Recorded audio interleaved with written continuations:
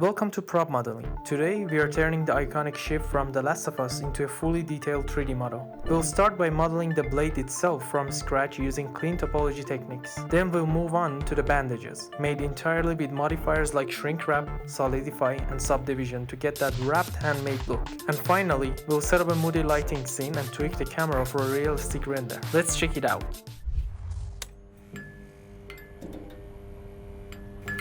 Let's start fresh by deleting everything in the scene and add a reference image of your choice. Now it's time to add a plane, go into edit mode and select the vertex. Press G to move it around. We are going to use this plane to outline the shape of the ship by moving the vertices. But to keep things clean and precise, we'll press Ctrl R to add a loop cut. This will give us more vertices to work with.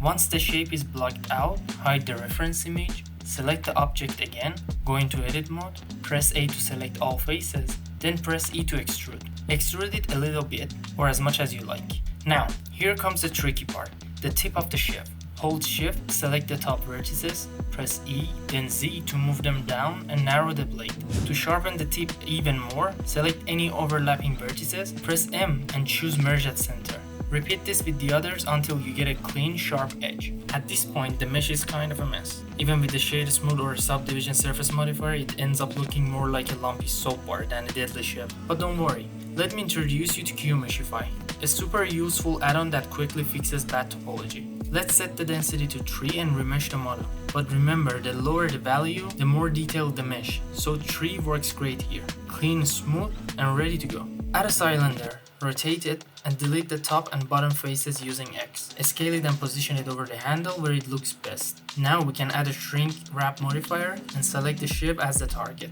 Then add a solidify modifier and adjust the offset. And even for a smoother look, apply a subdivision surface modifier and set the levels to 3.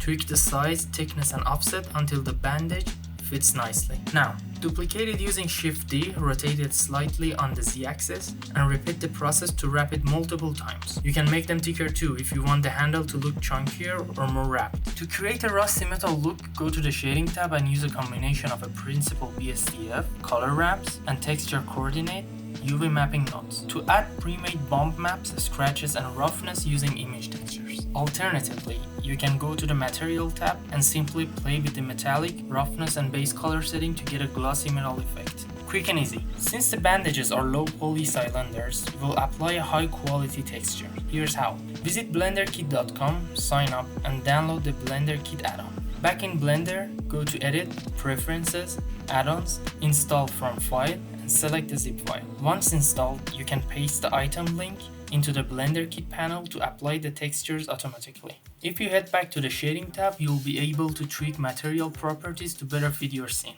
To prepare your model for rendering, first add a camera, then press N to open the side panel. Go to View and check Camera to View. Now you can move around freely and set your camera angle interactively. Press 0 on the numpad to enter camera view. Let's head to the Output tab to change the resolution and aspect ratio. I myself prefer vertical, but choose whatever fits your style. In the render properties, select cycles as your engine and choose GPU as your device. And be careful with the samples. Set samples to 512 and enable denoising for cleaner output. You can also enable persistent data for faster re-renders. If needed, reduce tile size to 512 for better performance. The easiest and fastest way to get great lighting is by using HDRIs. You can add one using Blender Kit, or if you already have an HDRI file, go to the Shading tab, switch to Word, press Shift A, add Environment Texture.